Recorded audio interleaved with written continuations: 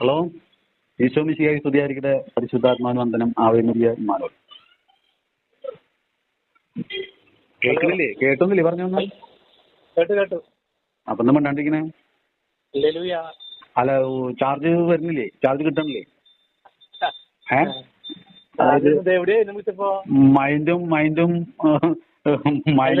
ഹൃദയവും തമ്മിൽ ചേരണില്ലേ? കണക്ഷൻ കിട്ടണില്ലേ? ഇത് എവിടെയായിരുന്നു വിളിച്ചപ്പോ? ഞാൻ അറിഞ്ഞില്ല വിളിച്ചത്. ഞാൻ ലാസ്റ്റ് മറ്റേ നമ്പറിൽ വിളിച്ച് പറഞ്ഞു. പറഞ്ഞാ? ഇതിൽ വിളിച്ച് പറഞ്ഞില്ല, മറ്റേ നമ്പറിൽ വിളിച്ച് പറഞ്ഞു. അപ്പൊ ഞാൻ പിന്നെ ഇത് ചിലപ്പോ ഞാൻ കൊണ്ടുപോയി വെള്ളത്തിൽ പോകുമ്പോ കൊണ്ടുപോയി മറ്റേ വിളിക്കാൻ കാരണം. അല്ല, ഇതാണ് ചിലപ്പോ കൊണ്ടുപോവാ. അതെ, പറയാൻ പറ്റില്ല. ചിലപ്പോ ഏതെങ്കിലും ഒരെണ്ണം കൊണ്ടുപോകും, ഒരെണ്ണം ഇവിടെ വെച്ചിട്ട് പോകും. അങ്ങനെയൊക്കെ ഉണ്ടത്. വേറെ വിശേഷം? വേറെ വിശേഷം എന്താ, ഞാൻ ഇങ്ങനെ പുറത്തേക്ക് പോയിട്ട് ഇങ്ങോട്ട് വരുന്ന വഴിക്കാണ് വിളിച്ചത്. അപ്പം ഞാൻ അറിഞ്ഞില്ല, റോഡിലായിരുന്നേ. മറ്റേ പോയാ? എന്ത് പരിപാടി? മറ്റേ കടികളിൽ പോയോ? ഇന്നലെ കണ്ടവര്. എന്ത് പരിപാടി? ഇന്നലെയാണോ? അത് മിനിയാന്നല്ലേ? അത് മിനിഞ്ഞാന്നല്ലേ? അത് വ്യാഴാഴ്ചയോ? ഇന്ന് ചൊവ്വയല്ലേ? അല്ല, ചൊവ്വയല്ല, ഇന്ന് വെള്ളിയല്ലേ? ശനിയാഴ്ച. ദിവസങ്ങളൊക്കെ തെറ്റിയാ? അല്ലല്ല, ഞാൻ പെട്ടെന്ന് ചൊവ്വയില്ലേ വെള്ളിയില്ലേ? അപ്പം അതായത് വെള്ളി കഴിഞ്ഞു. വ്യാഴാഴ്ചയായിരുന്നു. അത് വ്യാഴാഴ്ചയായിരുന്നു. ആ വെള്ളി കഴിഞ്ഞു, ഇന്ന് ശനിയായി. ഇങ്ങനെ കുറെ സംഗതികളൊക്കെ ആവുമ്പോ അങ്ങോട്ടും പറയുമ്പോൾ ഇങ്ങോട്ട് മാറി പോകും. ചിലപ്പോ ഒരു സ്ഥലത്ത് ബസ് കയറിയിട്ട് ആ കയറിയ സ്ഥലത്തിന്റെ പേരെന്നെ പറയും ബസ്സുകാരോട്. പേരെന്നെ പറയുന്നു ടിക്കറ്റ് എടുക്കാൻ വരുമ്പോഴേ. മൈൻഡ് വിടൂല്ലേ? കയറിയ സ്ഥലത്ത് തന്നെ എവിടെ നിന്ന് കയറിയ ചിലപ്പോ ആ സ്ഥലത്തിന്റെ പേരാവുന്നു. പോണ്ടതല്ല പറയാ. അങ്ങനെ കിടക്കും. ചിലപ്പോ നമ്മൾ അതിനു മുമ്പ് കയറിയ സ്ഥലത്ത്, ചിലപ്പോ അതിനു മുമ്പ് കയറിയ സ്ഥലവും, ചിലപ്പോ അതിനു മുമ്പ് ഇറങ്ങിയ സ്ഥലവും പറയാം. അങ്ങനെയൊക്കെ ഉണ്ടാവും ചിലപ്പോ. നമുക്ക് നമ്മുടെ ചിന്ത എന്താ, ലൗകിക ലോകത്തിലേക്ക് കൂടുതൽ ചിന്ത കൊടുക്കുന്നില്ല. അപ്പൊ നമ്മള് ദൈവികമായിട്ട് ചിന്തിക്കുമ്പോ ഓരോ കാര്യങ്ങളിലേക്കും, അത് ദൈവികമായിട്ടുള്ള ചിന്തകളിൽ ലോകമുണ്ട് കേട്ടോ. ഈ ലോകത്താണ് മനുഷ്യരൊക്കെ ജീവിക്കുന്നത്. അപ്പൊ ഈ ലോകത്തു നിന്നാണ് മനുഷ്യരെ രക്ഷിക്കേണ്ടത്. അപ്പൊ ഈ ലോകത്തുനിന്ന് മാറി പോകാൻ പറ്റില്ല നമുക്ക്. അപ്പൊ ലോകത്ത് ജീവിക്കുമ്പോൾ ലോകത്തോടുള്ള മൈത്രി ദൈവത്തോടുള്ള ശത്രുതയാണ്. അപ്പൊ ലോകത്ത് ജീവിക്കുകയും വേണം, ലോകത്തോട് മൈത്രി വെച്ച് പുലർത്താനും പാടില്ല. മനുഷ്യന്റെ ഒരു ഗതികേട് അല്ലേ? അല്ല, അതെ, ഈ അവസ്ഥയിൽ തന്നെ യേശുക്രിസ്തു വന്നത്. ഈ ലോകത്തിൽ യേശുക്രിസ്തു ഈ അവസ്ഥയിലാ വന്നത്. പക്ഷെ നമുക്കാർക്കും പറ്റിയില്ലല്ലോ. ഈ അവസ്ഥയിലാ വന്നതെന്നൊക്കെ പറഞ്ഞിട്ട് ഈ ആരാണ് ഈ വന്നു എന്ന് പറയുന്നത്?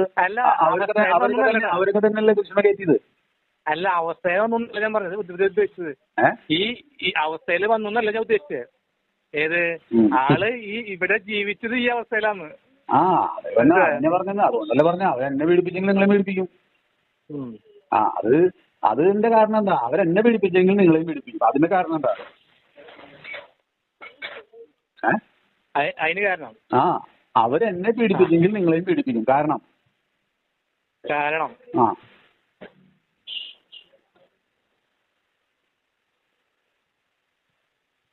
അങ്ങനെ ചോദിച്ചാ, കാരണമൊന്നും കേൾക്കാതെ മറുവാക്കൊന്നും ചൊല്ലാതെ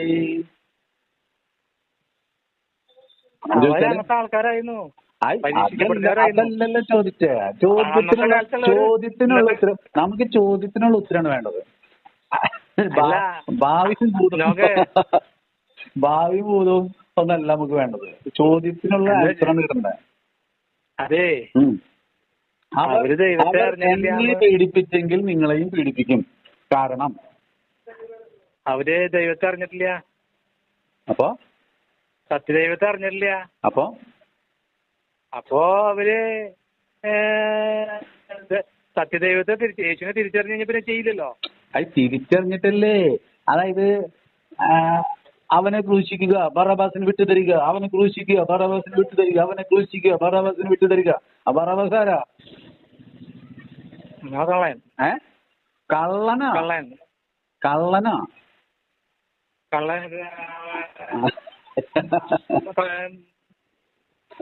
അവൻ കള്ളന്മാരെയും കൊള്ളക്കാരെയും കവർച്ചക്കാരെയും കൊലപാതകളെയും എന്താ പറയാ എല്ലാ തരത്തിലുള്ള തിന്മയുടെ ദുർനടപ്പുകാരുടെയും തലവനാണ് അവൻ.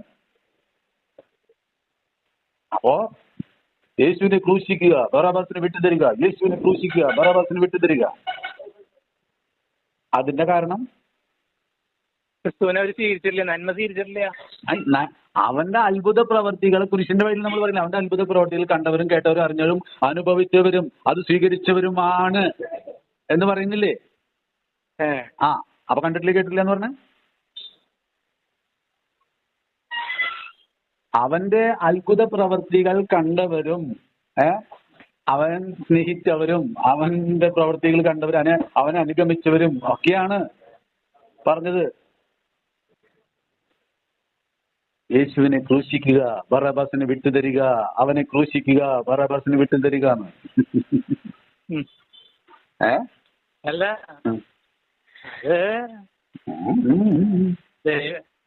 ജീവനുള്ള ദൈവത്തെ സ്വീകരിക്കാൻ തയ്യാറല്ല അവര്. ഇനി അത് പറയും ആ ജീവനുള്ള താൻ ദൈവപുത്രനാണെന്നും അവൻ ചോദ്യം ചോദിക്കുമ്പോ കർത്താവായ യേശു പറയുന്നുണ്ട്, എല്ലാം പറയുന്നുണ്ട്. അത് നീ തന്നെ പറഞ്ഞു കഴിഞ്ഞുവല്ലോ, അത് നീ തന്നെ പറഞ്ഞു. എന്നിട്ടും അതായത് ദൈവത്തിന് മാത്രം പ്രവർത്തിക്കാൻ ചെയ്യാൻ കഴിയുന്ന കാര്യങ്ങൾ മുഴുവൻ അവൻ ചെയ്തു, പ്രവർത്തിച്ചു, അതിന്റെ ഫലം അനുഭവിച്ചു. അതാണ് ഫലം അനുഭവിച്ചു എന്ന് പറഞ്ഞാൽ ഇത് അനുഭവിച്ചവരാണ് അവനെതിരെ തിരിഞ്ഞിരിക്കുന്നത്. അല്ല അപ്പൊ അവർക്ക് സ്വർഗരാജ്യത്തിലേക്ക് ഉള്ള യാത്ര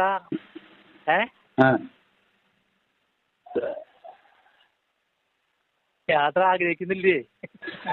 എന്നോട് ചോദിക്കാം, ചോദ്യം അങ്ങോട്ട് ചോദിക്കാം, തിരിച്ചു ചോദിക്കാം. യേശുവിനെ സ്വീകരിച്ച സ്വർഗം സ്വന്തമാക്കാലോ.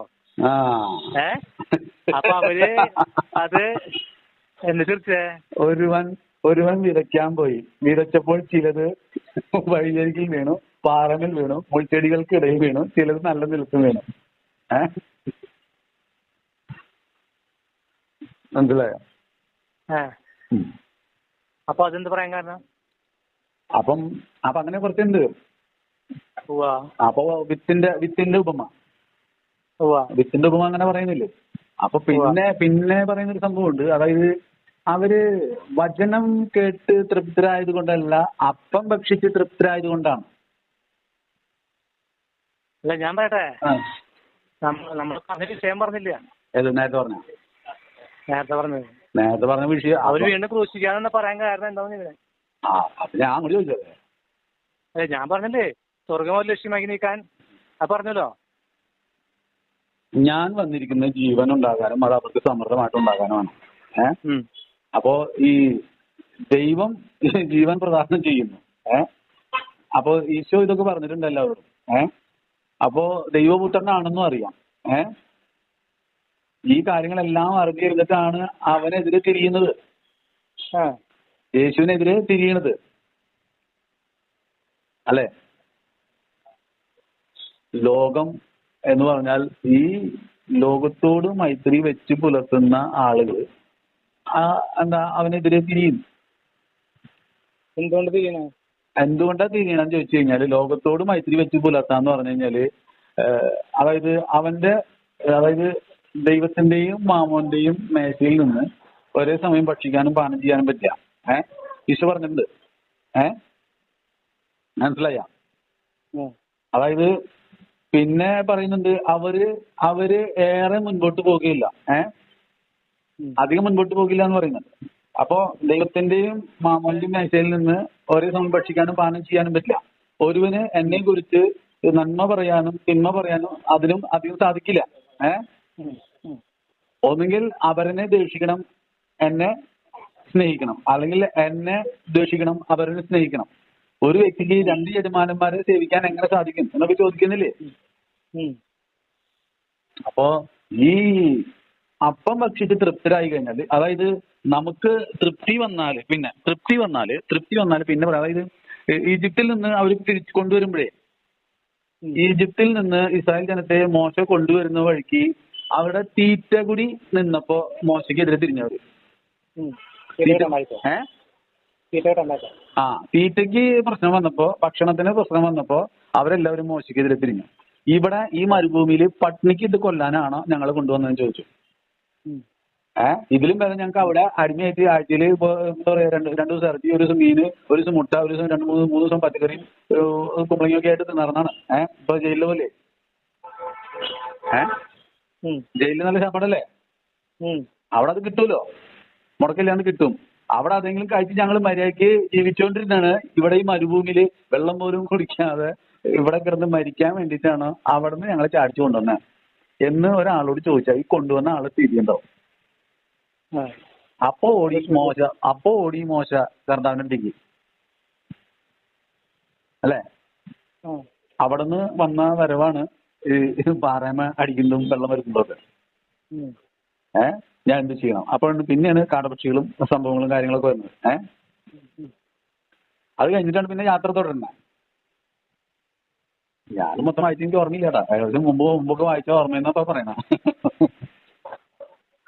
കേൾക്കണില്ലേ? പോയി എന്തോ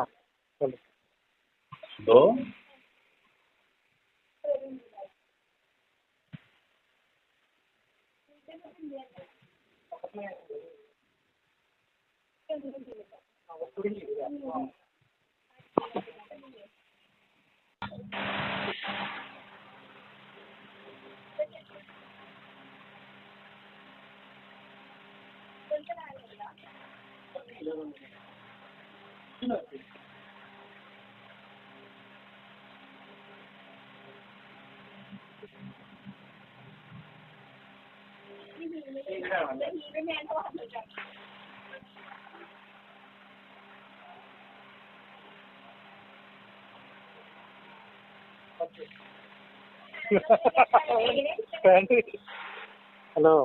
പറയും. ഹലോ. കേൾക്കുന്നുണ്ട്, പറഞ്ഞോളൂ. ഞാൻ ഒരാള് വന്നപ്പോ ആള് പോയോ? എന്നിട്ട് അപ്പൊ അവിടുന്ന് വന്നിട്ടാണ് പാളയം അടിക്കലും വെള്ളമൊക്കെ വെച്ചത്. അല്ല, അവര് പോയോ? വന്ന ആൾക്കാര് അവര് പോയി. അവര് ശീലൊക്കെ അങ്ങനെയാണ്. പിന്നെ വെള്ളം കുടിക്കാൻ കൊടുക്കുന്നതും കാടപക്ഷിനെ കൊടുക്കുന്നതും സംഭവങ്ങളൊക്കെ ഉണ്ടാവുന്നത്. മന്ന ഭക്ഷിച്ച സംഭവങ്ങളൊക്കെ ഉണ്ടാവുന്നത്. അപ്പോ നമ്മൾ ഒരാളെ, അതായത് എന്നെ ഇപ്പൊ വീട്ടിലേക്ക് എന്നെ കെട്ടിക്കൊണ്ട് വന്നത്, അല്ലെങ്കിൽ കെട്ടിച്ചുകൊണ്ട് വന്നത്, അല്ലെങ്കിൽ കല്യാണം കഴിച്ചു കൊണ്ടുവന്നത് ഇവിടെ പട്ടിണിക്ക് ഇട്ട് കൊല്ലാനാണോ? അല്ലെങ്കിൽ എനിക്കും പിള്ളേർക്കും അല്ലെങ്കിൽ കുടുംബത്തിനും ബാക്കിയുള്ളവർക്കൊന്നും ഭക്ഷിക്ക് തിന്നെ കുടിക്ക് കൊടുക്ക് മാറുകയൊന്നും വേണ്ടേ? എന്നൊക്കെയുള്ള ചോദ്യങ്ങൾ വരില്ലേ? ഈജിപ്തിൽ നിന്ന് എന്ന് പറയുമ്പോ അതായത് അതൊരു കുടുംബനായിട്ട് പോകുന്നത്. ഈജിപ്ത്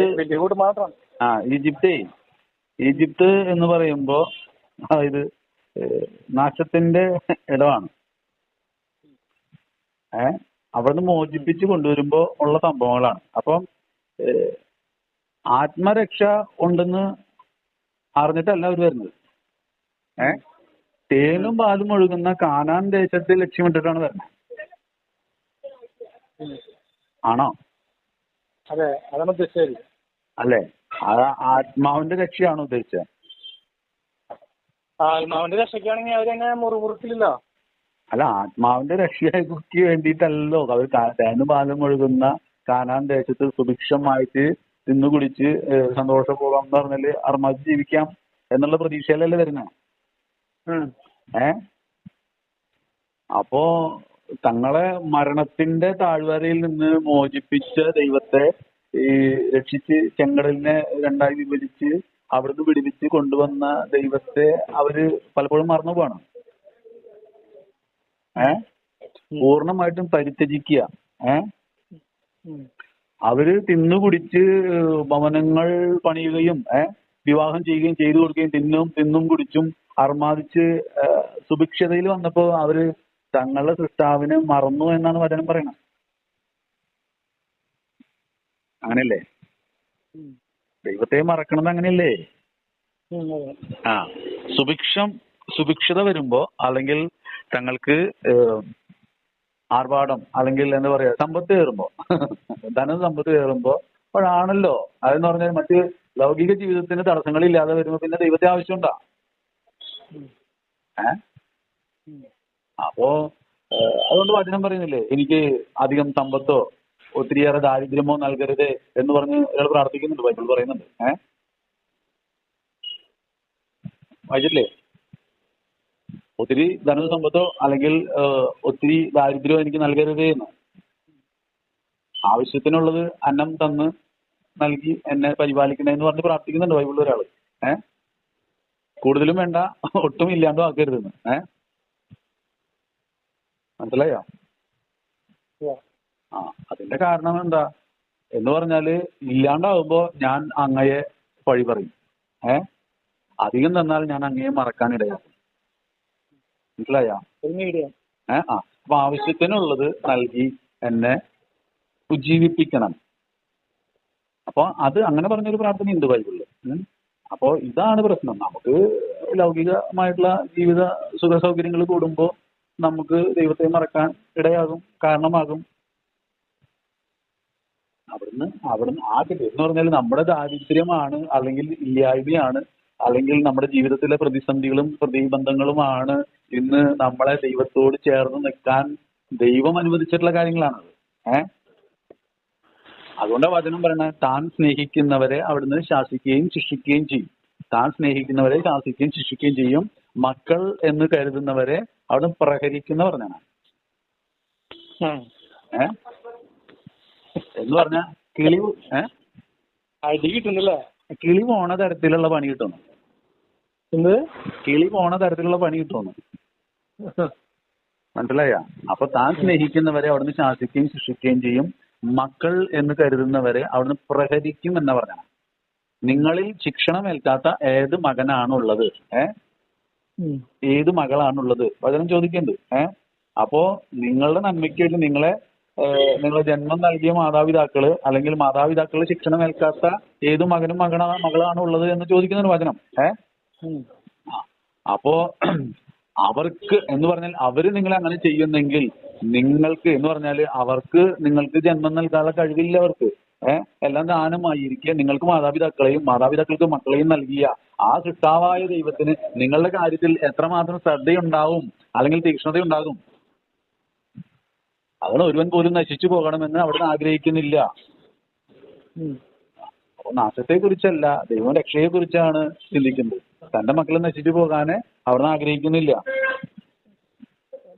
മനസ്സിലായ? അപ്പൊ നമ്മുടെ പ്രശ്നങ്ങള്, ജീവിതത്തിലെ പ്രതിസന്ധികള്, അല്ലെങ്കിൽ കഷ്ടതകള്, ക്ലേശങ്ങള്, ദുരിതങ്ങളൊക്കെ വരുമ്പോ നമ്മള് ഉള്ളവന്റെ അടുത്തേക്കാണ് പിന്നെ നമ്മുടെ നോട്ടവും ചിന്തയും മുഴുവൻ പോകും, ആലോചന. അല്ലെ? ഉള്ളവന്റെ അടുത്തേക്ക് പോകും. അവന് നമ്മൾ പ്രാർത്ഥിച്ചിട്ട് അവന് ഒരു പ്രശ്നമില്ല. അവരുടെ കാര്യങ്ങൾക്ക് സുഖമായിട്ട് നടക്കുന്നത്. ധനികൻ ദൈവരാജ്യത്തിൽ പ്രവേശിക്കുന്നതിനേക്കാള് ഒട്ടകം സൂചിക്കുഴയിലൂടെ കടന്നു പോകുന്നതാണ് എളുപ്പം. ധനികൻ ദൈവരാജ്യത്തിൽ പ്രവേശിക്കുന്നതിനേക്കാളും എളുപ്പം ഒട്ടകം സൂചിക്കുഴയിലൂടെ കടന്നു പോകുന്നതാണ്. ധനികനായ യുവാവ് യേശുവിന്റെ അടുത്തൊന്നും ചോദിച്ചില്ലേ, ദൈവരാജ്യം അവകാശമാക്കാൻ ഞാൻ എന്ത് ചെയ്യണമെന്ന് ചോദിച്ചു. അപ്പോ കൽപ്പനകളെല്ലാം നിനക്കറിയാമല്ലോ എന്ന് പറഞ്ഞു അവനോട്. ഈശോ പറഞ്ഞു. അപ്പോ അവൻ പറഞ്ഞു, ഇതെല്ലാം ഞാൻ ചെറുപ്പം മുതലേ പാലിച്ചു പോരുന്നു എന്നാ പറഞ്ഞു. എങ്കിൽ നിനക്കൊരു കുറവുണ്ട്. എന്താ?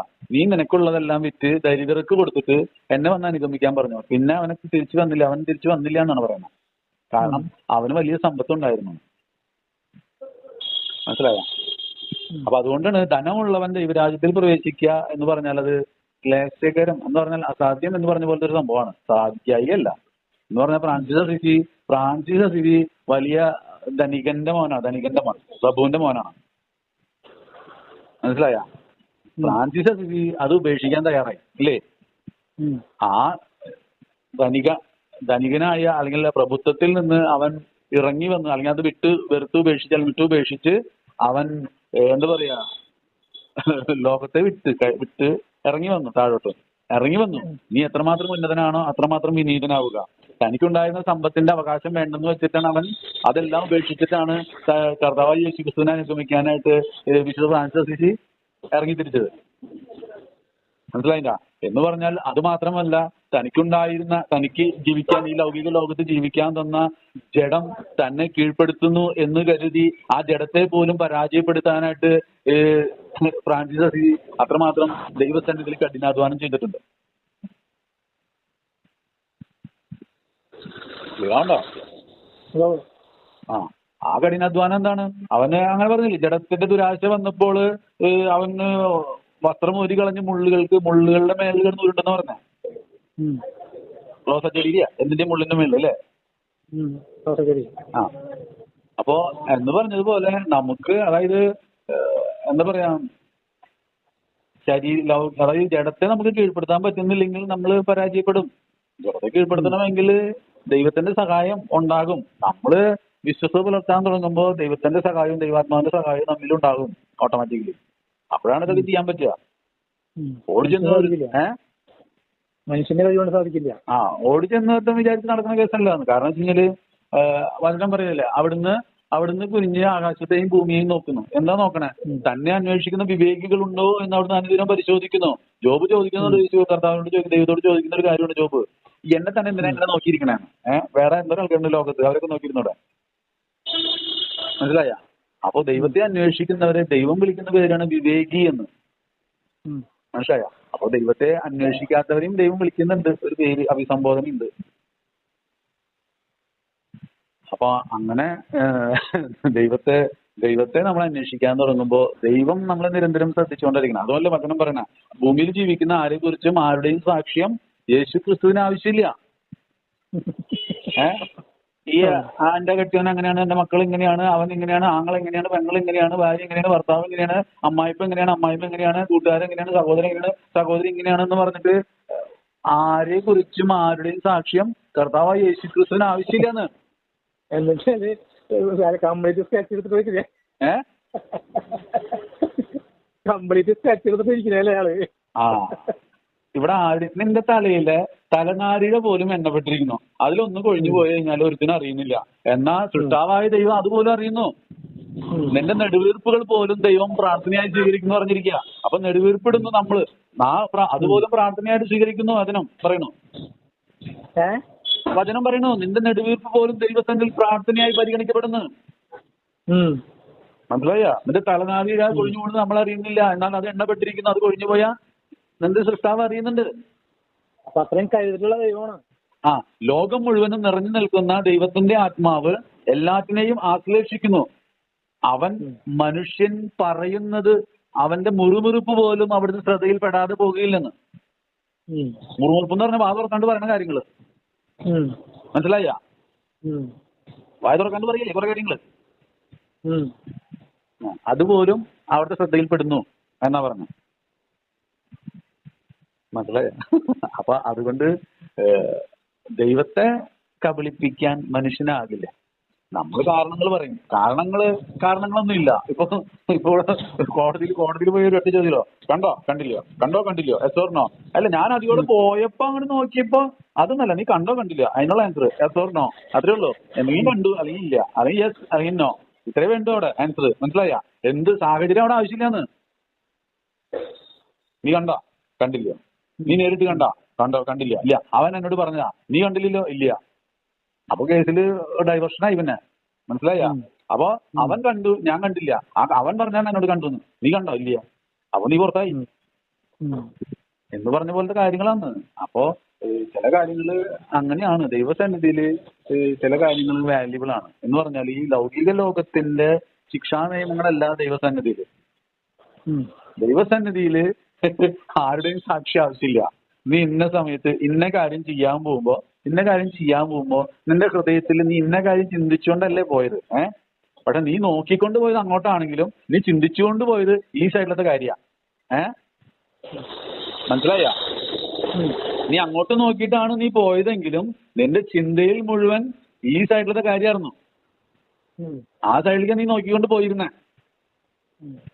മനസ്സിലായ?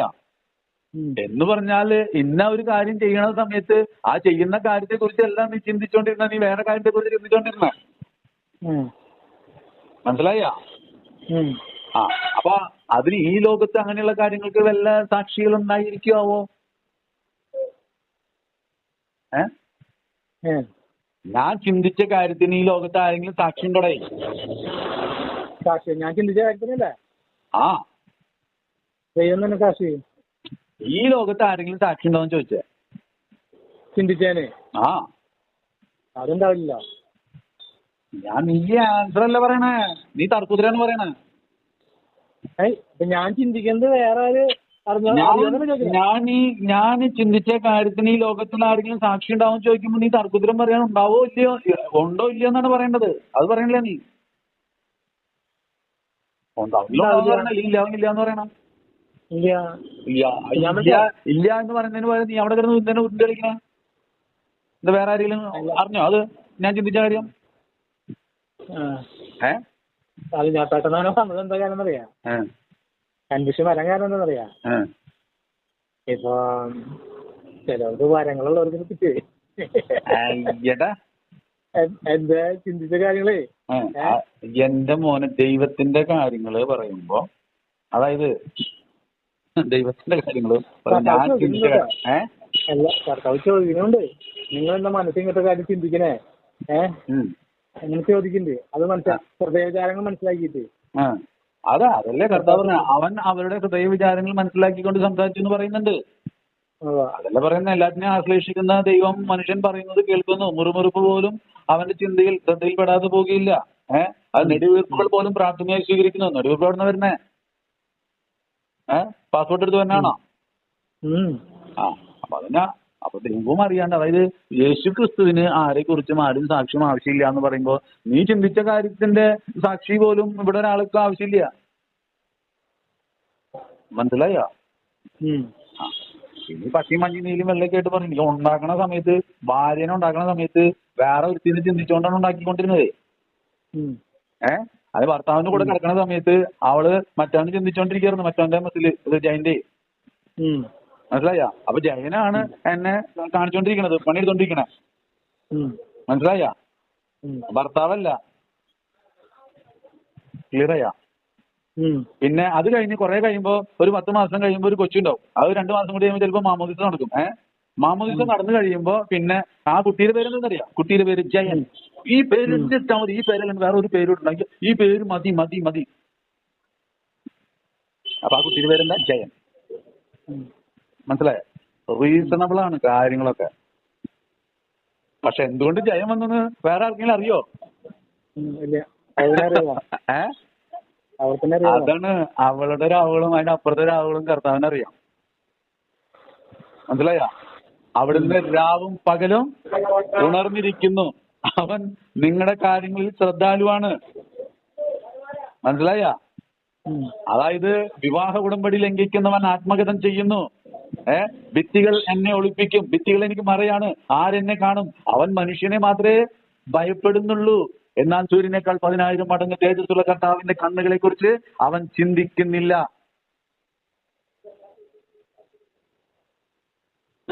കിട്ടിയോ? ചില ക്രിസ്ത്യാനികളുടെ പേരെന്തിനാ? രാജു, ചില ദിലീപ്, പിന്നെന്താ മറ്റേ പേര്? അയ്യോ അവന്റെ പേരെന്താ? ഷാജി, രാജു, ബേബി. ഇതൊക്കെ ഈ 2 in 1 കളിയൊക്കെ കർത്താവിന് അറിയില്ല എന്ന് വിചാരിച്ചിട്ടിരിക്കുന്നേ ഓടായ്പ സാധനങ്ങൾക്കൊക്കെ.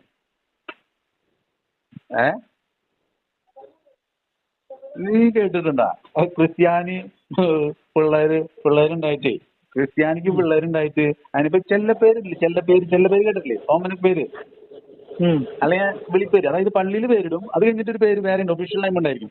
പള്ളിയിൽ ഇട്ട പേര് എന്താണ്? തലതൊട്ടപ്പിന്റെ ഇട്ട പേര് അല്ലെങ്കിൽ പള്ളിയിൽ ഇട്ട പേര് ഒന്നുണ്ടായിരിക്കും.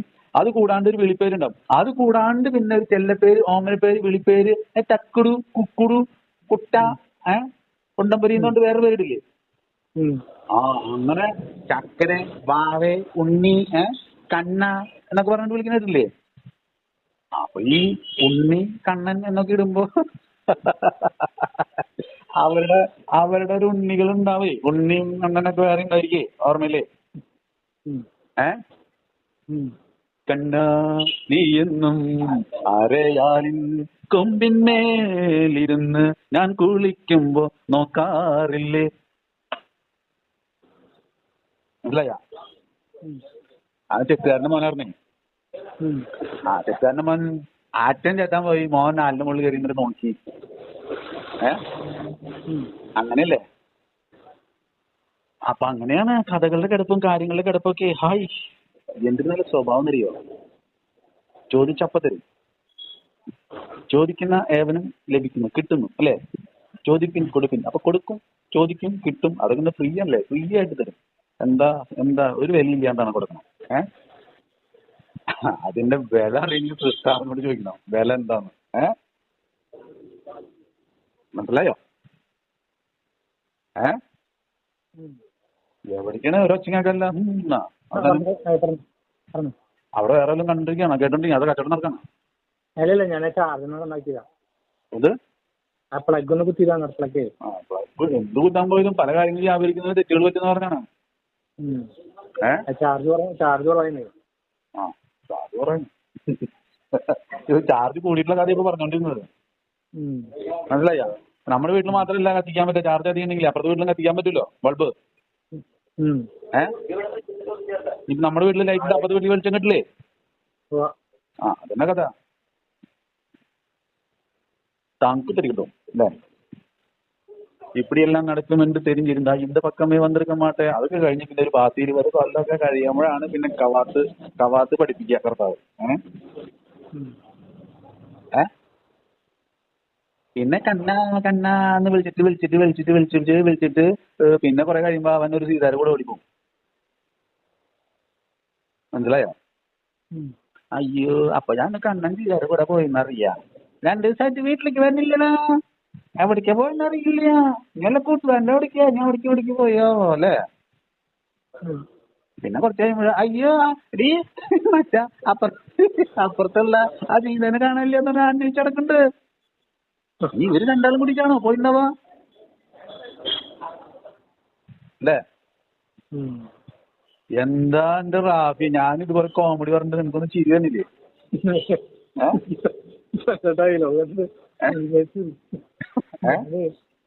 ഓണത്തിനായിട്ട് കൂട്ടുകച്ചവടം. വചനം മാറി മാറി പോയി. വചനം മാറിയൊന്നും പോയിട്ടില്ല. വചനം പറയുന്നതനുസരിച്ചുള്ള കവാത്ത് കളികളാണ് പറഞ്ഞോണ്ടിരിക്കുന്നത്. മനസ്സിലായോ? നിന്റെ ദൈവമായ കർത്താവ് ഞാനാകുന്നു, ഞാനല്ലാതെ മറ്റൊരു ദൈവം നിനക്കുണ്ടാകരുത്. എന്നിട്ട് നിന്റെ കൊച്ചിനെ നിന്റെ പള്ളിയിലെ വിശുദ്ധന്റെ പേരിട്ടു. സെന്റ് ജോർജ് പള്ളിയിലെ സെന്റ് ജോർജ് എന്ന് പേരിട്ടു. വിളിക്കാനായിട്ട് അവനൊരു എന്താ പറയാ ഒരു പേരിട്ടു. വിളിക്കാനൊരു പേരിട്ടു എന്താ ഇപ്പൊ തണ്ണിയോ ഇനി എന്തെങ്കിലുമൊക്കെ അവിടെ തണ്ണി അങ്ങനെ എന്തെങ്കിലും പേരിട്ടു. അത് കഴിഞ്ഞിട്ട് പിന്നെ വേറൊരു പേരിട്ടു. അവനെ പേര് കന്നാ ഉണ്ണിക്കുട്ട എന്നൊക്കെ പറഞ്ഞ് വിളിക്കില്ലേ?